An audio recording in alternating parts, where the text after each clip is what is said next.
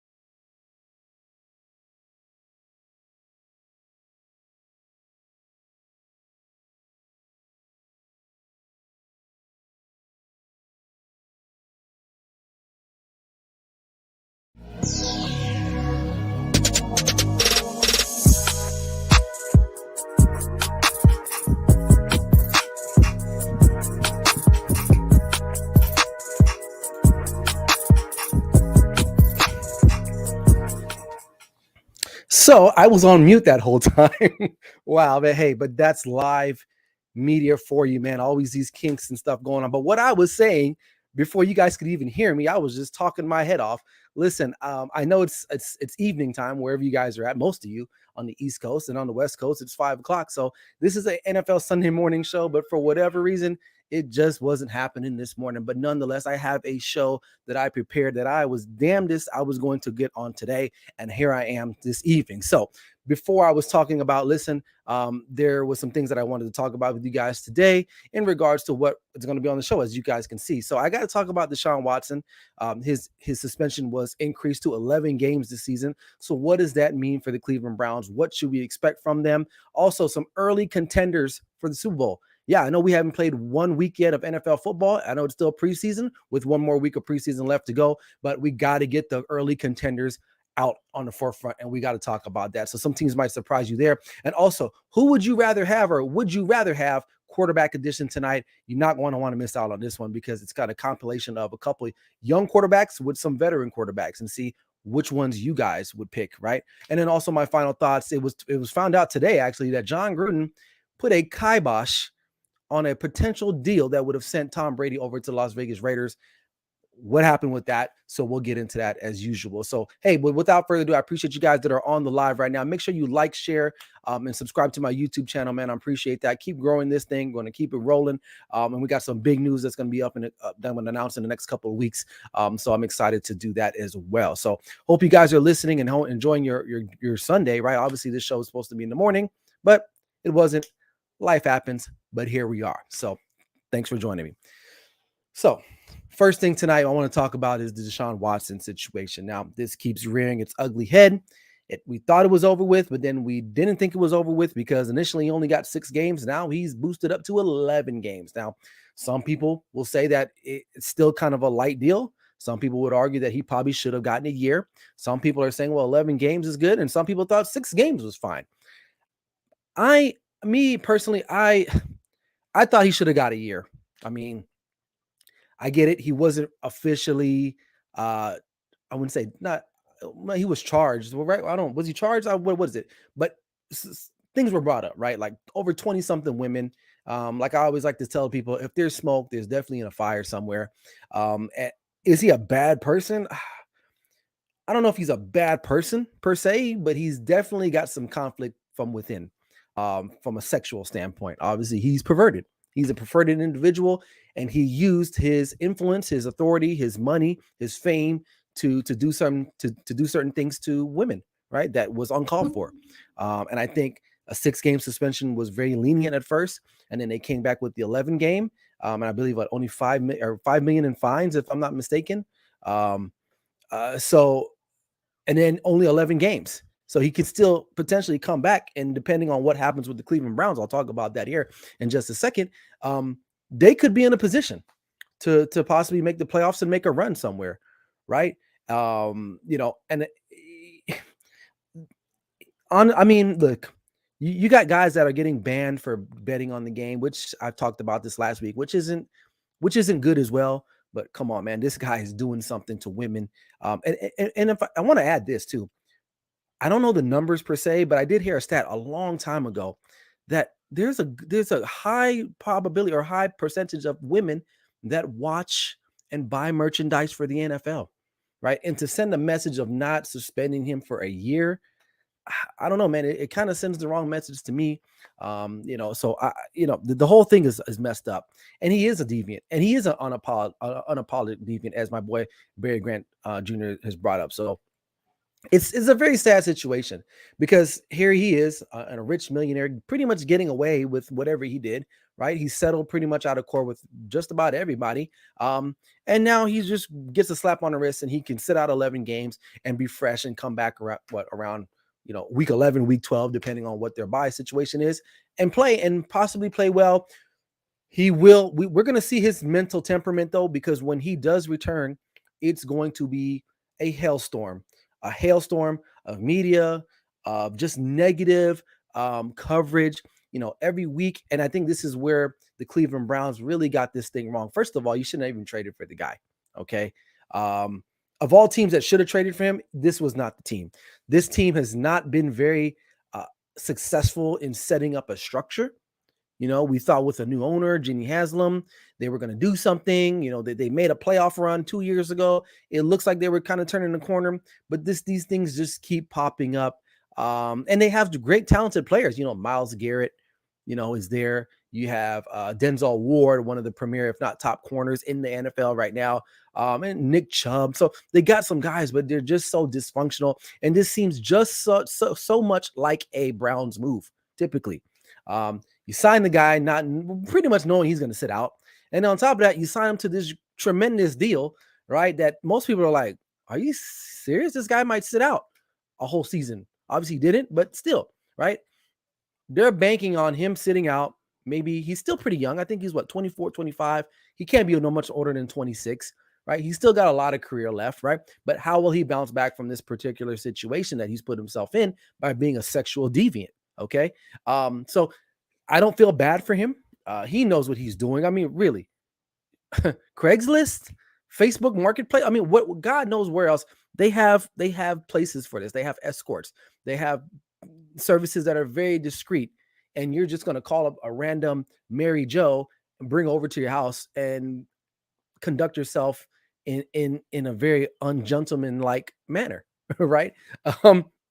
And at first, when this came out, about a year and a half ago, almost close to 2 years, it was kind of like, no, that can't be Deshaun Watson. No, man, he's doing so much for the community, yada, yada, yada. But then when the women started coming out of the woodworks, it's like, wow, right? And then the other side of this, I'm hearing people talking about, oh, it's because he's black. Robert Kraft, I wouldn't say same situation from what I remember, though. He actually went to like one of those quote unquote masseuse places, right? Make you love you long time places, right? The places the masseuse places here that open 24 hours and you don't ever see nobody going in those places, right? Look, I'm not going to speak to it if it's about race or not, but Robert Kraft is a very powerful man. Okay. He's a very powerful man in the country, in the world. One of the most powerful men probably we have in this country. Okay. Long before he was making money with the New England Patriots, he was in some stuff already as being a top executive of the World Bank. For those you don't know, history lesson, right? So he's definitely tapped in. I'm not saying he was right what he was doing either, but that's just the rules of engagement. Okay. That's just how it goes sometimes. He was trying to be discreet, but somehow got caught up. Either way, he probably paid his little fine, whatever he had to do. He's not a player. They're not going to take his team away. Obviously, Deshaun Watson, what they can take from him is his ability to play.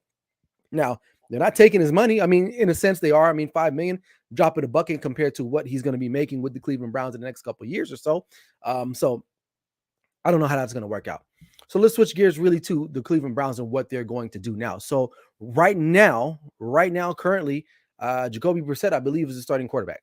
Now, there were rumors last week or even a week before that I heard that Jimmy Garoppolo might be on the trade market for them, and they may make a run at him. They may have to now, but unless they feel like Jacoby Brissett is good enough to maintain the ship while Deshaun Watson is gone. Okay, 6 games is one thing. 11 games, you're going to know about 4 or 5 weeks into this thing if the Browns even have a chance. Now, they're in a tough division, right? You got the Steelers, Ravens, and the Bengals, all teams with playoff aspirations. You know, the Bengals made the Super Bowl. The Ravens had a injury-plagued season, right? Lamar Jackson missed several games, along with their defensive back unit and their running back unit. I mean, literally, their defensive back and running back rooms were depleted literally about the first week into the season. Okay. But they're going to be back, right? And on Pittsburgh Steelers, they're looking strong again. Mike Tomlin's going to get that team right. They may have found their quarterback in Kenny Pickett. Now, I know Mitch Trubisky was named the starter, but let's be real. How long is Mitch Trubisky going to be the starter for? Probably not long. Okay. So Kenny Pickett probably will be the guy there, right? So they're in a tough division. So it's going to be hard for them to stay on top of, or at least stay afloat, to try to wade the waters into that wild card round. I just don't see it. And the AFC is highly competitive, right? I mean, 3 teams in your division alone can possibly make the playoffs. Not mentioning if you come on the West Coast, there's 4 teams in the AFC West that can potentially make the playoffs. So not to think, you still have the AFC North, or excuse me, the AFC East, maybe the Dolphins, or we know the Bills are going to get in there. So it's going to be very hard for the Cleveland Browns. So I think this is going to be a wash year. That's probably how they looked at it, especially now with 11 games for Deshaun Watson that's going to be missed. Now he'll come back.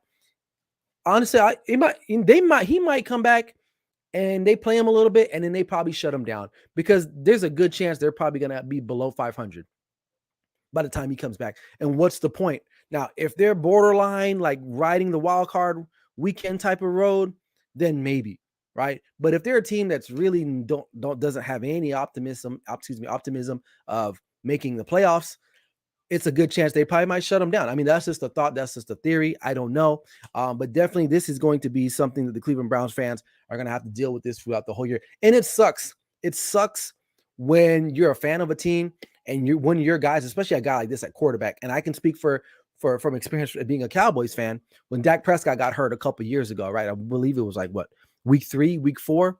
And literally when I saw his leg facing the opposite way, or his foot or whatever it was kind of like, damn, man, that's it. Football season's over, because there was no chance Andy Dalton was going to lead that team to the promised land, or at least sniff the promised land, right? And they ended up not finishing very well. And the rest is history, right? So with this particular situation, as a Browns fan, it's kind of like, well, that's pretty much it. They had high aspirations. Maybe with the 6 games, you probably like, we got a chance. We just gotta hold serve a little bit. And hopefully he comes back and we're good to go. But now with 11 games, that's pretty much a wrap on that. So, it is what it is. So, but I'll leave it at that. As far as Browns are concerned, again, the Browns doing Brown things. That's what I like to say about the Cleveland Browns on this particular show. They always find some way to do something that gets them in the news, and not for positive reasons. Okay. So I'll leave it at that. But let me know what you guys think in the comment section below. What are your thoughts on Deshaun Watson? Like I said, I don't think he's a overall horrible guy, but he's a deviant for sure. And we're all not all perfect, so I can't sit here and judge the guy. But I can talk about his recent exploits, especially as a public figure being in the public eye. So I'll leave it at that. All right, moving on. So season's getting ready to start. We got about a week and a half, not this Thursday, but the following Thursday. The Buffalo Bills will travel to SoFi Stadium in Inglewood, California, to take on the defending Super Bowl champs, the LA Rams. And so with that said, I was thinking last night, I was like, well, watching some of these teams and listening to everyone and going on social media, I said, let me put together a list of early contenders. Now, some of you may agree with this list and some of you may not agree with this list. And you might disagree with some of the teams that I have in certain tiers. So let's just get straight into it. So, like I said before, the season ain't even started, but we all know, we all have eyes. We can see the teams that are kind of, we know for a fact that are going to be separating. So let's take a look at the Clutch Sports Talk NFL Sunday morning early contenders. So I have it broken down into 3 tiers, right? You got tier 1, tier 2, tier 3. Pretty simple, right?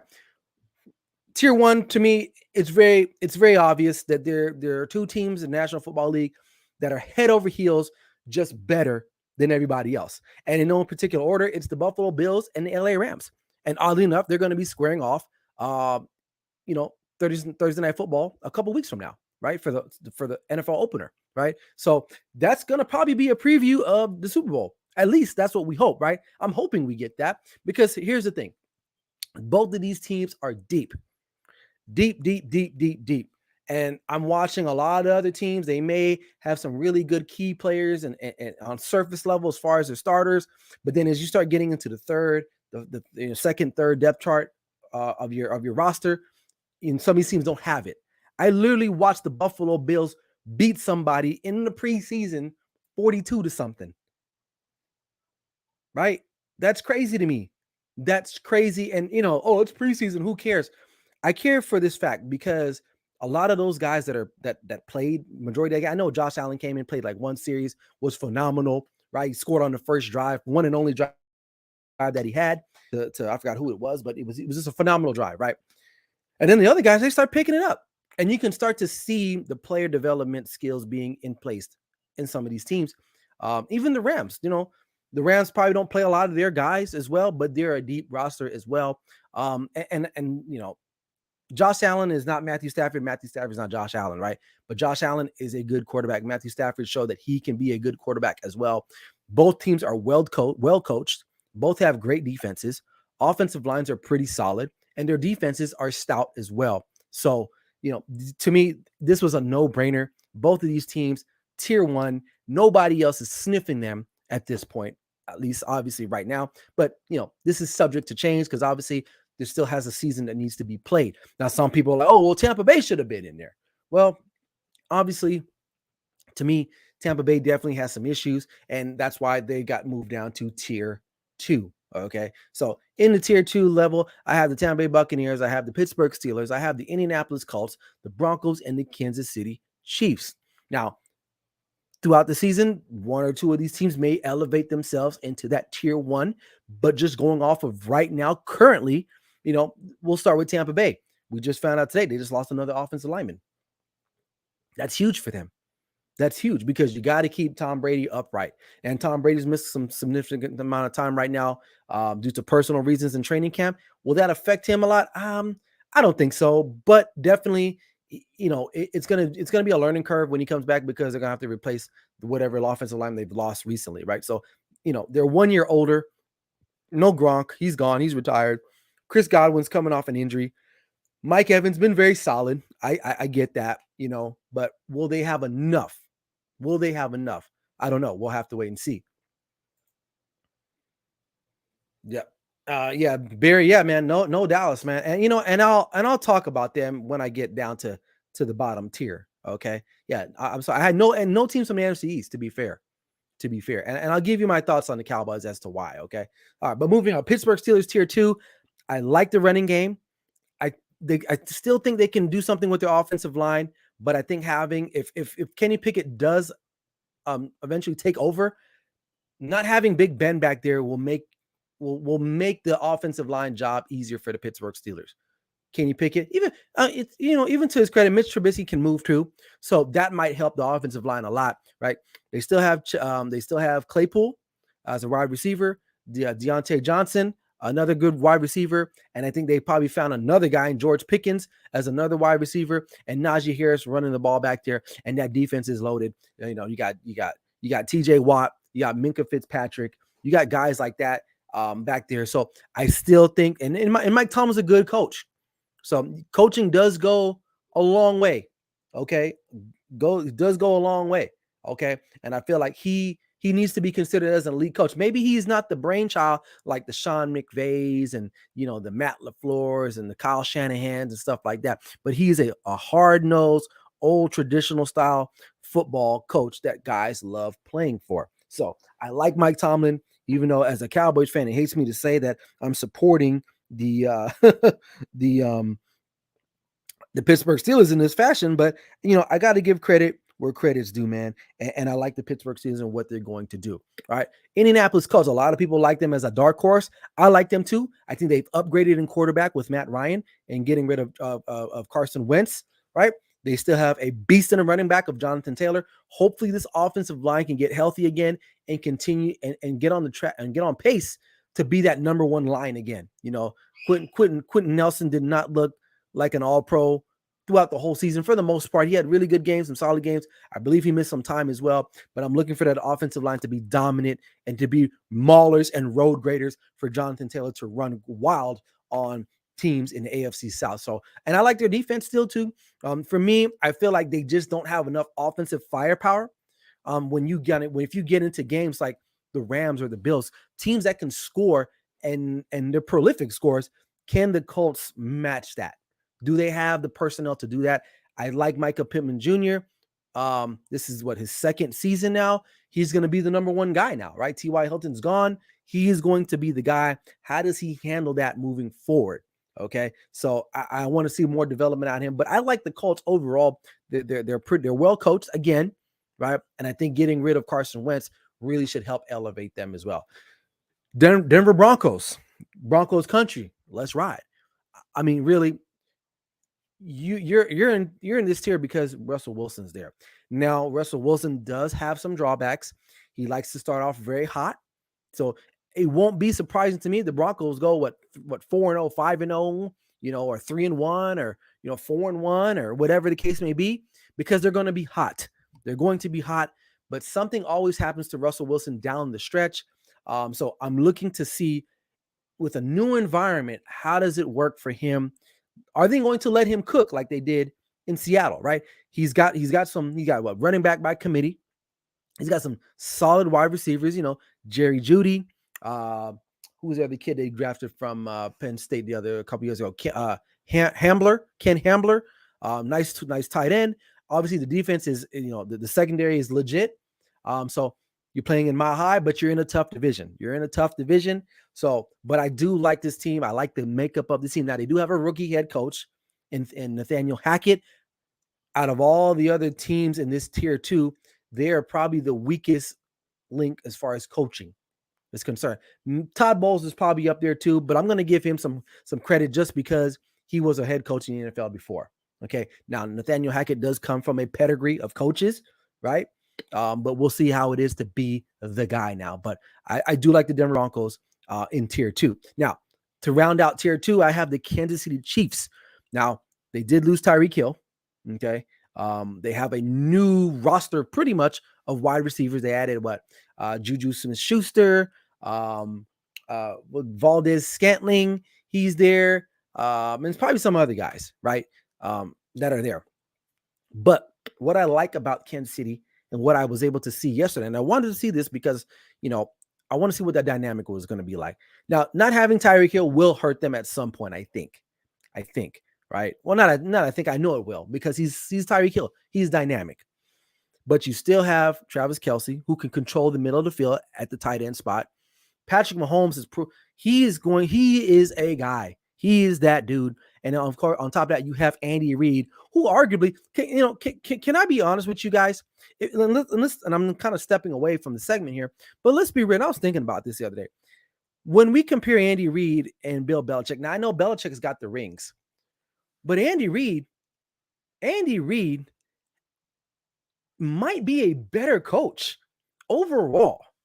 Now, and just let that sink in for a little bit. Let that sink in, okay? Because look what he did with the Eagles, right?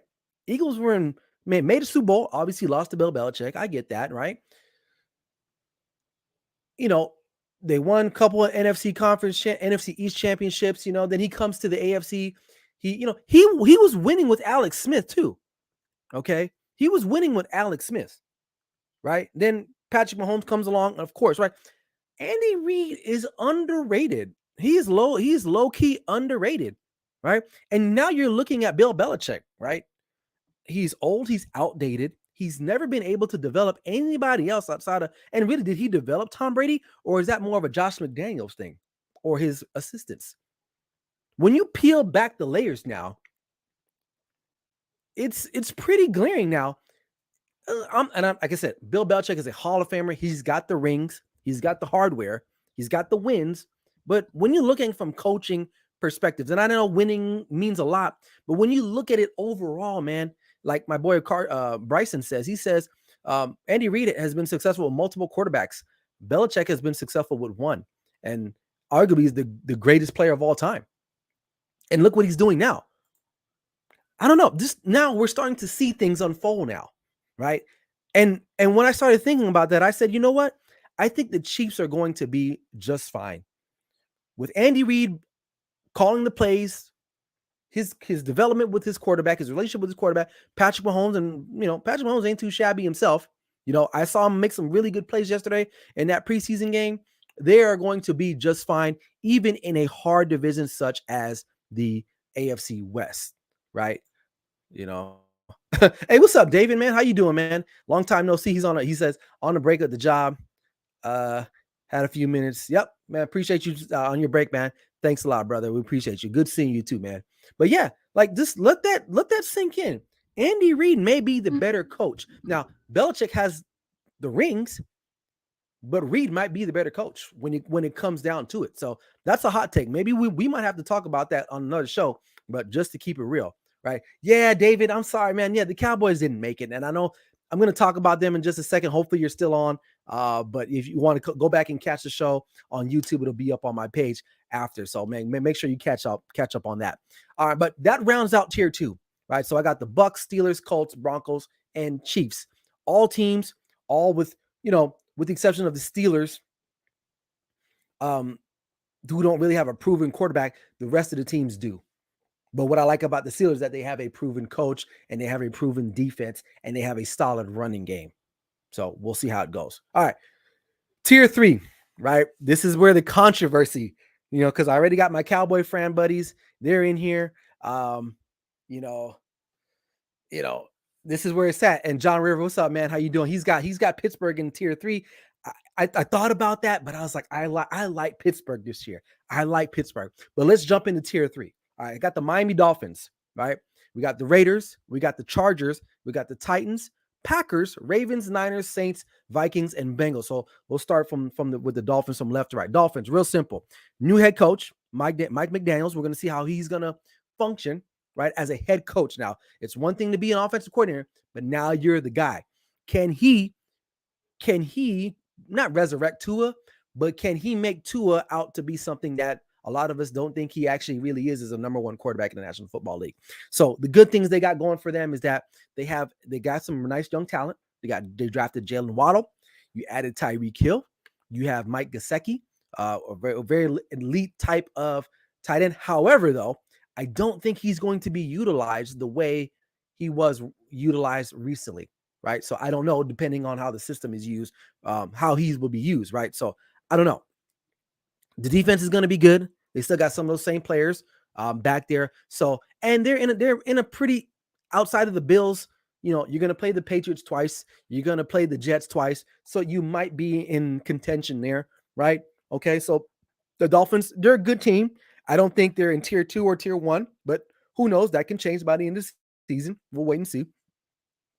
Let's talk about the Las Vegas Raiders, my hometown team here, just down the road from me. I can literally see their practice facility from my backyard.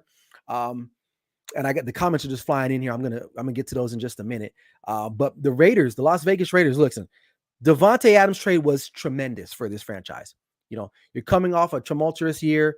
They actually made the playoffs, right? But it started off very weird with the John Gruden thing. You got the Henry Ruggs situation. They were able to bounce back from that and make the playoffs. Probably should have beat the Bengals, to be honest with you. They were in that game. Probably should have won the game. But we talk about current today. Devontae Adams is a huge pickup. You add him with Hunter Renfrow, and he's an elite route running type of receiver. He can get open, right? You got Josh Jacobs, who is a serviceable running back, who's in a contract year, so he's probably going to try to play his behind off this year. The problem with the Raiders right now is 2 things that I see: offensive line Alex Leatherwood, he does not need to be anywhere near Derek Carr because he's going to give up a sack. I don't care if they're standing in line at a grocery store.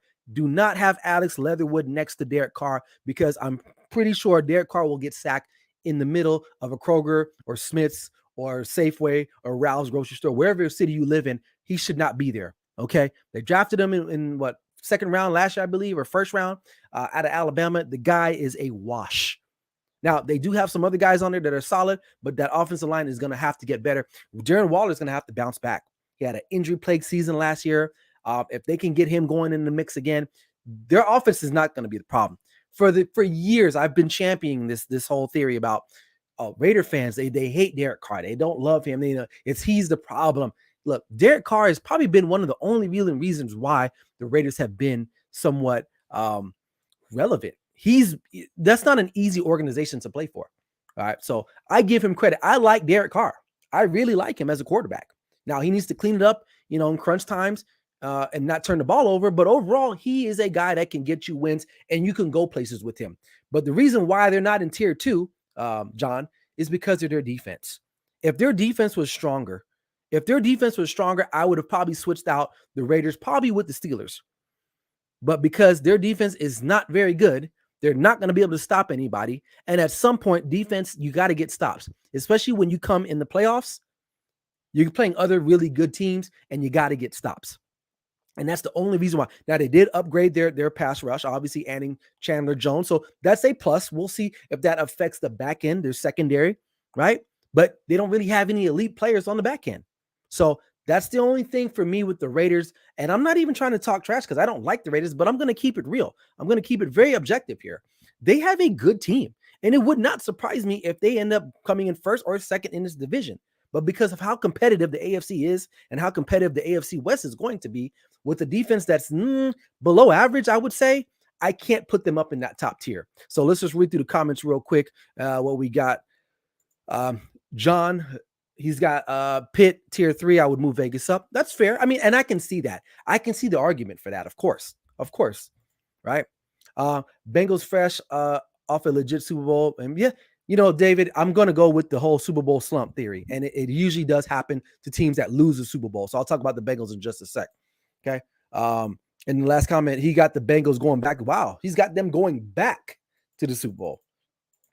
All right. And he says Pittsburgh was 0 quarterback tier 2. This looks like a Steven. Come on, man. Come on, David. Look, I'm giving you facts, man. I'm not just sitting yelling in a microphone. I got reasons behind the madness, right? All right, so moving on, we got the Chargers. And a lot of people are like, what, the Chargers? Tier 3? Simple fact, man. I don't trust their coach. I really do not trust Brandon Staley in a critical spot. I don't. And when the AFC West has some pretty solid coaches, right? At least we think, right? So, obviously Josh McDaniel, he's a rookie head coach all over again because it's been years, right? But I still like the Raiders over the Chargers. Andy Reid is this superior. He's probably the best coach in that division, right? He's probably the best. And Nathaniel Hackett, maybe so. But I just don't like Brandon Staley at all. I really don't like him. Some of his decisions that he made in the end of games last year, and it kept rearing its ugly head time and time again, especially in close games against good teams. It's going to happen again. I can just believe it. I know they've added J.C. Jackson. I know they added Khalil Mack. I understand that. Justin Herbert is a stud, probably a top 5 quarterback. But the Chargers are going to be the Chargers. Yes, Bryson, they are. And for some reason, I just cannot let that go unless they make some significant jump this year and become that team. They're always going to be that team that's always losing this close game here and there. And this dates back way back to the Schottenheimer days when they were in Qualcomm back in San Diego. They just find ways to lose games. And that's the reason why I just cannot ride with them. And I don't. Now, on paper, they got tier 1 talent. I mean, you look at their defense from inside out. I mean, they got talent. No doubt about that. Offense, they got talent. You got a future Hall of Famer and Rashawn Slater, Justin Herbert slinging it. You got Allen back there catching the ball. Like they have talent, but for some reason, coaching goes a long way in the National Football League. And I think people don't realize that when you're playing top competition, when everybody is good, it's the strategy, it's the schematics that separates people at some point. Because if you're both running at 100%, who has the advantage? And sometimes it's coaching, and I don't feel that Brandon Staley is going to be that guy for them, and they're going to continue to lose. Now, I may eat my words later on down the line, but don't be surprised if I come up with a post later on this season and they're still doing Charger things. So that's my rant on the Chargers. So that's why they're at tier 3. Tennessee Titans, I feel like they're going to come back down. Now, they're a well-coached team as well, but to me, everything goes through Derrick Henry. He's coming off an injury. It's going to be so long before he's going to break down again. That's just a fact. Okay. That's just a fact. And David, will LA not have? So the theory is that the teams that usually lose the Super Bowl, they're the ones that have the slump. That's the theory. You can go back and look at it, right? You can go back to the last couple teams that have lost the Super Bowl. How did they finish out the next season, right? A lot of them did not have success, with the exception maybe of the Chiefs a couple years ago. But other than that, if you go back and look at the stats, it's there for you. It's in black and white. Check that out. But back to the Titans. Look, you get rid of your best wide receiver, A.J. Brown. You draft a quarterback, right? When you have a quarterback, which we really don't. I mean, Ryan Tannehill isn't really the future, right? Really, they run everything through Derrick Henry, and that's it. Now, they play strong, hard defense, but they don't get after the quarterback the way I feel like they probably should. But they're solid. They are a C+, B-, maybe a B+ type of team. They're not going to pop out on you. They play good, hard-nosed football. Their coach can coach his behind off. He knows all these little intricacies, the little rules, the loopholes, and a lot of times those are worth a lot of games. Okay, those are worth a lot of games. So that's why I have Tennessee as a tier 3 team, as a contender, right? Green Bay Packers, and a lot of you are going to be like, really? Come on, they shouldn't be on the list. I got 2 words for you: Aaron Rodgers. That's it. I'm not going to say. I mean, that's it. He is going to literally will this team probably into an NFC North championship. Okay. Not even having no wide receivers. When I watched Patrick Mahomes yesterday run around throwing to some guys, had no idea who they were, because I was like, you know what? Why Aaron Rodgers can do the same thing, right? And the difference between Green Bay and the Kansas City Chiefs is that, Green Bay can actually, Matt LaFleur too has some issues, right? And that's part of the reason why I have them in the tier 3. He's another kind of guy that kind of folds under the pressure as well. And that's part of the reason why I have them down there, at least in the tier 3. But I had to keep them up there because I feel like Aaron Rodgers is good enough to win them at least 9-10 games, because he's Aaron Rodgers. You're going to play the Lions twice. Come on, let's just be real. I know the Hard Knocks is very cute. It's sentimental. You're rooting for the Lions, but real, they're going to be the Lions still. Okay. That's just a fact. You're going to beat up on the Bears twice. That's at least 3 to 4 wins, right? They're going to split at least one with the Vikings. The Vikings will beat them at least once, maybe at home, right?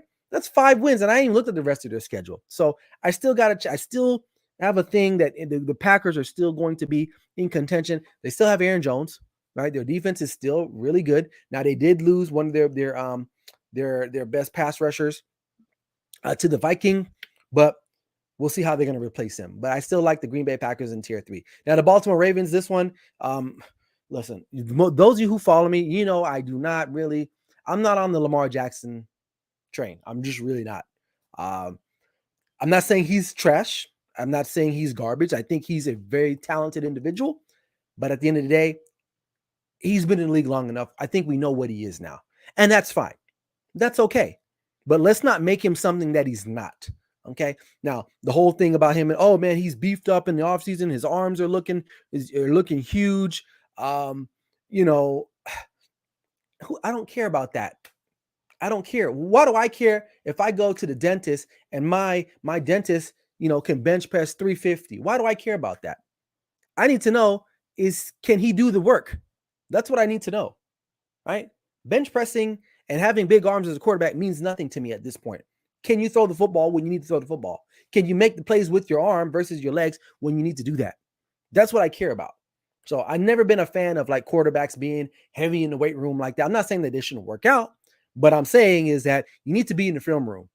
That's where you need to be. Okay. But The Ravens will be a good team. They're well coached. You know, they suffered a lot of injuries last year, a lot of injuries. So we'll see how they bounce back with a lot of those injuries, especially in the running backs room and the defensive backs room. So we'll see how they bounce back. But I don't see them. If anything, I can see them elevating themselves to a tier 2 because Lamar Jackson is dynamic enough to do that. He'll go out and run and win a game, right? But when it comes down to playing those top tier teams in a crucial situation, I don't trust him. I don't trust it. All right. I don't trust it. And it's funny. I looked up a stat the other day. I compared him and Dak Prescott in playoff games, right? They're both like 1-3 or something like that. Dak Prescott has a higher quarterback rating, thrown for more yards, more touchdowns, and less interceptions. But they're still 1-3. I get it's a team sport. So when it counts the most, Dak Prescott is just as much as good as Lamar Jackson, even though their records are still 1-3. But it's a team sport. So when it comes down to it, I like the running quarterbacks. They're fun. And I think that's what everyone falls in love with is that, oh my God, he can run. He's mobile. Look, those guys only last so long. David saying the Bears will have a good year. David, bro, I love you to death, man, but I don't know. Have you been watching football lately, man? The Bears are going to be trash, man. They have no wide receivers, no running back. The offensive line is guys that are working at Costco and UPS on the weekend. And I feel bad for Justin Fields. And I'm going to talk about him later on. So keep that thought about the Bears. I want to talk about him later on. All right, moving on to San Francisco 49ers. Listen, Trey Lance has an opportunity to be the starting quarterback. They re-signed Debo. They still have pretty much their offensive guys intact. They still have the scheme. The Niners are going to be a secret surprise, a dark horse type of team, depending on how Trey Lance performs, right? Can he get it? Jimmy G is a very stabilizing force. Is he great? No, but Jimmy G is good. Jimmy G can go somewhere and hold down the fort for somebody. He's just above better than a backup quarterback, I would say. Okay. You know, he can win you some games in the National Football League, but is he going to be that guy that's just going to take over like a Patrick Mahomes or Aaron Rodgers and Tom Brady? No, he's not. So the Niners they're in a precarious situation. If Lance comes out and is a baller, doesn't turn the football over, and they run that offense the way they're capable of running the football, play action, getting Samuels in play, hitting Kittle, that team's going to be good. That team's going to be good. And they could ascend themselves into tier 2. And let's be real, they are one interception possibly away from being in the Super Bowl last year. So to me, if I'm a Niners fan, I probably might be insulted of them being in tier 3. They probably should be in tier 2. But because of an unknown entity in the quarterback, I got to put them at tier 3. I just do. All right, David's got to go, man. Hey, appreciate you, David. And make sure you watch and catch watch the show back or the replay on YouTube, man, if you want to see my Cowboys take on why they didn't make the tiers. All right, but hey, thanks, David. Appreciate you, man. He's got to go back to work. So, all right, but that's my take on the Niners. Okay, now the Saints. The Saints are another interesting team. New head coach, right? You went out. Mike Thomas is coming back. You signed Chris Olave, drafted him. Alvin Kamara is still there. Your defense is still one of the top 5 defenses in the league. You got really good home field advantage, and you're in a division that they can actually win it, especially what's going on with Tampa Bay, right? So, Jameis Winston can spin that football. I know he's awkward. I know he's weird. I know he does stuff that you see on social media that you're just like, Jesus, right? But hey, this team definitely has the skill set to make some noise. And I like them. They can elevate themselves too in tier 2 as well, right? They can get that pass. All right. Minnesota Vikings. Listen, this team, a lot of people are very high on them. A lot of people have them winning the division, beating out the Green Bay. I don't see it yet. I get it.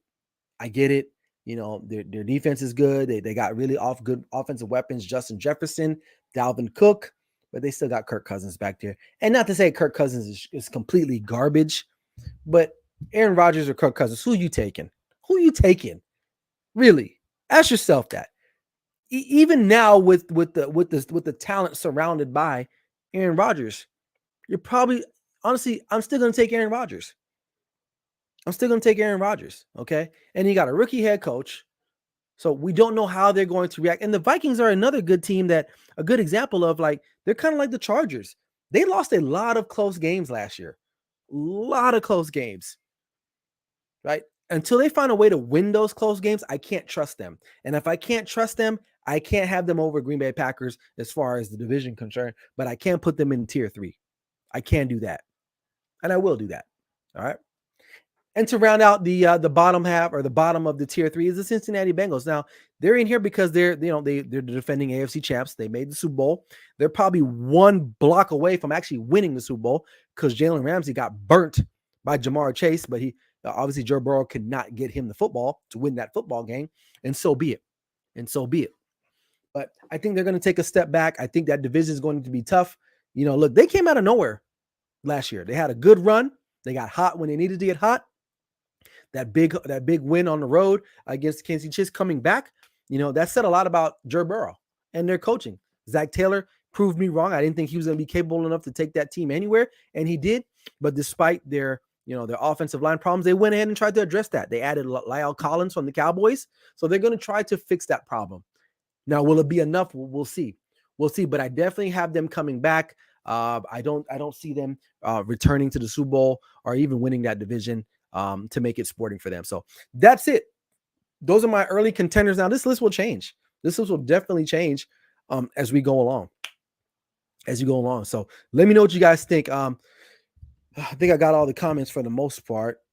Going back to Bryson, he says, as you always say, the Chargers are going to be the Chargers, which is unfortunate because I've been a Herbert fan since the Oregon days. Yeah, I was high on Justin Herbert. When Miami took 2, I was like, they're going to regret that because Justin Herbert. Can you imagine Justin Herbert right now in Miami? Let's just say if everything went down the way it did with Tyreek Hill. Oh, my God, dude. Come on. But I just hope the Chargers do not waste Justin Herbert's career like they've wasted so many other talented players to come to that franchise. And they've had a lot of good ones. Don't get me wrong. All right. So moving right along. So I had a segment. I said, who would you rather have or would you rather have? And so I'm thinking about, I like to talk about quarterbacks. So I said, you know what? Why not have a segment called Would You Rather Have Quarterbacks Edition? Right? So what I'm basically doing, I'm putting up 2 quarterbacks on the screen and I'm going to talk about who I would rather have and why. All right. So, we were just talking about the Bengals. Let's talk about some young quarterbacks, right? So the first two contestants, who would you rather have? Kyler Murray or Joe Burrow? Kyler Murray just signed that massive extension. Very, he's a former Heisman winner. Very dynamic, right? However, though, injury riddle tends to slow down towards the end of seasons, right? He's not as effective or potent, right? Joe Burrow, on the other hand, big, strong quarterback, moxie, confident, has a little chip on his shoulder, right? Played at Ohio State, didn't get the playing time, right? Moved to LSU, right? I think I'm Bryce. I'm going to agree with you. I got to go with Burrow or whatever his name. Burrow. I can't say his name. He has better leadership. He's coachable and doesn't fade in late season and is cool and calm under pressure. And those are my exact sentiments as well. Like Kyler is very dynamic. He's exciting. I think a lot of people confuse excitement with being overall a consistent good player. And Kyler Murray, to me, he may not have the career. His star will not shine bright or for long because he's going to get hurt again. And I think Joe Burrow will probably be able to manage that and maintain himself. And I think I think he's just an overall better guy. To me, Kyler Murray seems like a douchebag. I mean, I don't know the guy, but he just comes off as a douchebag, right? So that's who I like between those two. Let me know who you guys think, right? So the next two, David just left, but Justin Fields or Mac Jones. Now this is a very interesting one, and I brought these two up because listen, they're both in scenarios where they're probably not going to be surrounded with the best top talent around them. Justin Fields, Bears moved up to get him, but they let Allen Robinson go. They have no other significant talent. His best receiver is another second-year player in Mooney, who's also hurt right now, if I'm not mistaken. Then they go and trade for N'Keal Harry. Like, who? Like, why would you trade for N'Keal Harry, who didn't do anything in New England? If he didn't do anything in New England, what makes you think he can do something for your team? And guess what? Now he's hurt. So the offensive line is in shambles, right? I think Justin Fields is going to get a bad rap. I think he's going to be considered to be a bust. However, I don't think it's completely his fault. And some people might say, oh, well, it's his job to elevate. Man, come on, man. Come on. Not everybody's Tom Brady. Not everybody's Aaron Rodgers or Patrick Mahomes. There's only not even a handful of those guys. Most quarterbacks need help. It's a team sport. And honestly, he's going to play in Chicago, and he's not going to get the talent. He's not going to be surrounded with anybody, and he's going to be a bust, and he's going to flame out. Hopefully he goes somewhere else, and he can resurrect his career. I'm just putting it out there, right? Now, Mac Jones had a pretty solid rookie year. It started to kind of fold at the end of the year, right? People were like, well, he can't really move the ball. He's got great intelligence for the game, but he lacks, physical attributes like arm strength, right? Ability, athleticism, right? And Bryson from Carving Up Podcast, he puts it up basically takes the words out of my mouth. He says, Fields has a way higher ceiling. If that man was given weapons and solid coaching staff for once, he could be a franchise quarterback. And I completely agree.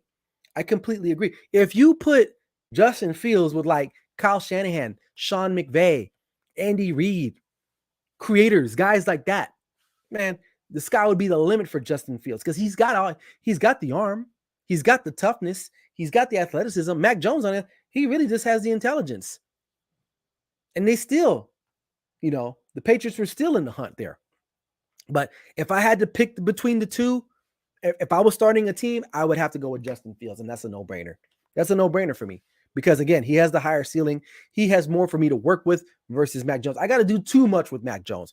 Honestly, if the Chicago Bears had given Justin Fields at least a legitimate number one wide receiver, I would say they maybe have a chance, but really they don't really have a chance. They don't. So I'm going to go with Justin Fields on that one. All right, moving down the line. Here's another good one.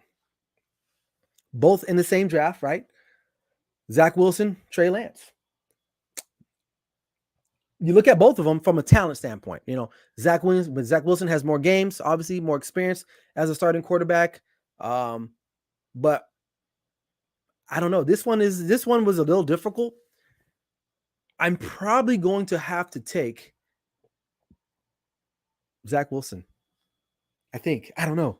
What do you guys think? I was kind of debating between Trey Lance and Zach Wilson, right? I don't know. But I think I might have to go with Zach Wilson because he did show me some things. Now, we haven't seen Trey Lance. He's still like an unknown entity. But just what I know now, I mean, Zach Wilson has way more games under his belt.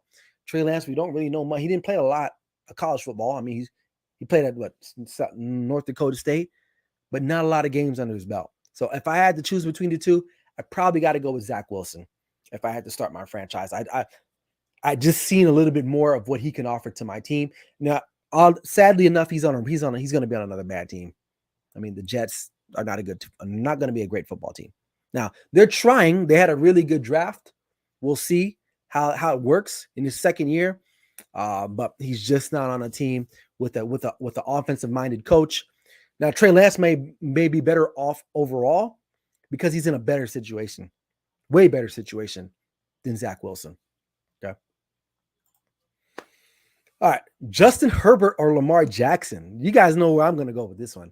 I'm taking Justin Herbert all day. Why? Because he can throw the football. He'll give you a game 300-400 yards, and he's pretty mobile too. I mean, he's not going to run for 100 yards. He's not. Back to Carving It Up says Trey Lance easily, especially since he's arguably the best. Yep. Plus, I trust his leadership. I like that. I'm still gonna go with my pick. I still like Zach Wilson, because I've seen him a little bit more. But definitely Trey Lance is definitely in a better situation for sure. All right, but back to this: Justin Herbert, Lamar Jackson. To me, this is a no-brainer. I'm taking Justin Herbert, and I get it. Lamar Jackson is a former NFL MVP. So was Cam Newton. Where is he at right now? Doesn't mean anything. Russell Westbrook was an MVP at one point. See, a lot of people, you got to remember, MVPs you won that award for that season. It doesn't mean it carries over. You don't get like because you were an MVP, you could just be the greatest player of all time now. No, a lot of great players were MVPs at one point, right? You were proven to be the best player in your respective sport for that one season. Once that season's done, you got to move on. And I feel like people are still living in the past with Lamar Jackson. I'm not saying he's not talented, but he is what he is. I think if you put Justin Herbert in Baltimore right now, you probably get the same results. If not, you win probably a couple more games, right? Bryson says Lamar is definitely a better playmaker, but Herbert has a better arm, more accurate, and as well as Lamar moves outside the pocket, Herbert is still very good in that. Yeah, Herbert can move. I watched him against who did they play? It was Oregon versus, I believe it was like Wisconsin in the Rose Bowl, the year he got drafted. And I'm like, people are sleeping on this guy, man. He's a mobile quarterback. He can run, and he's not a small guy. So I got to go with Justin Herbert. And last but not least, this is always a controversial one, and people always ask me this because they know I'm a Cowboys fan that lives in Las Vegas. Derek Carr or Dak Prescott? And you know what, man? I'm gonna keep it a buck with you guys. I'm gonna keep it 100%. I like both the guys. They're both stable, right? You're not gonna get anything. You're not gonna hear anything about them being on Craigslist looking for masseuses. At least I hope not. Knock on wood. Okay. They're mature. They're men. They're leader of men, right? Now that they both have some deficiencies, right? You know, Derek Carr has a tendency to turn the ball over late in games. You know, Dak Prescott sometimes misses reads on guys that are wide open down the field, right? They both play for very polarizing franchises that can be at times dysfunctional, right?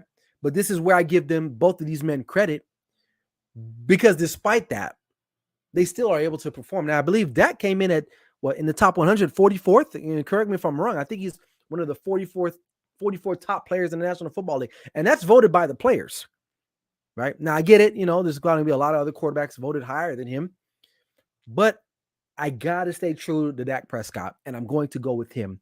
And it's really close. It's really close. Now they're both 1-1 against each other, head up, you know, with the Raiders just beating the Cowboys. But I'm going to go with Dak just because it's just a gut feeling. And just, I like Derek Carr. I really do. And both of them have been surrounded with talent throughout the years for the most part. And Derek Carr is he's getting supported even more so now. Now, Dak is on the other end of the spectrum because he's not going to have all the support he once had before, right? You have CeeDee Lamb, who's going to be an unproven number one wide receiver. Ezekiel is past his prime, I would say. I mean, I know he's still young, but he's not the same guy. That offensive line is not elite anymore. Okay. Your coaching is not elite. Okay. That's another option, a reason why. So Dak has a lot against him going into this season, but I still like Dak, but it's literally a fly wing. That's how thin it is between these two guys for me. And Bryson, his comment, he says, Carr and freaking, I love Dak, but what Carr did last season with all the drama was remarkable, but I think Dak will pass. Yeah. You know, Dak can throw. I think a lot of people don't think Dak can throw the football, but he can.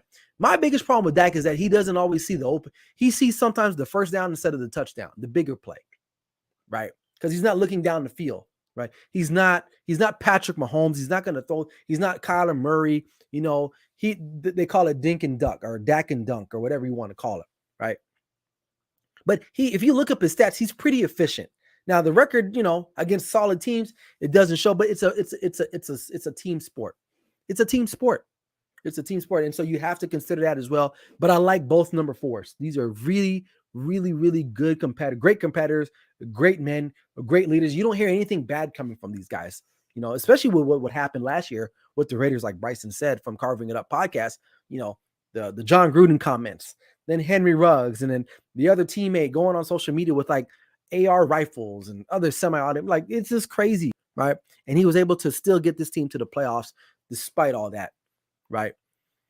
So, and then, you know, Dak completes 70% of his throws. He's not Tim Tebow, but he'll improve, and hopefully his reads will get better. But it's just going to be hard because I feel like he just, and of course he's got to come in and say, "Give me Carr."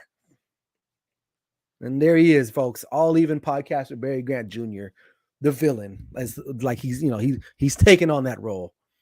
So, but again, and to Barry's point, he said he won't about Dak Prescott. I don't think he will. I think both these guys are what they are. They are what they are. Dak's what, year 7? Derek Carr's what, 8, 9? They are what they are. I don't think anything's going to change much about them. They're going to continue to keep plugging away. But they need help around them overall. So, but I'm going to go with I'm going to go with Dak Prescott because that's my guy. Everyone knows me, knows I am a Dak Prescott fan from the jump. So I'll leave it at that. But good segment. All right. Final thoughts. Couple things that I want to talk about. Number one, John Gruden. I guess it was reported today that Tom Brady was on the docket to get traded to the Las Vegas Raiders, and John Gruden said, "No, we're good." I listen. Would that have changed the direction in which the Raiders would have done last season? Probably not. I think the Tampa Bay Buccaneers are a better ran organization than the Las Vegas Raiders at this point. Would it have helped? Yeah, probably so. I mean, Derek Carr, Tom Brady. I probably should have did that segment, right? Probably going to take Tom Brady still. But, it is what it is. Would it have changed? I don't know. I mean, some people said it would have because they're probably thinking it would have attracted a little bit more better free agents, maybe on the defensive side. Obviously, on the offensive side, would have brought a lot of guys here, right?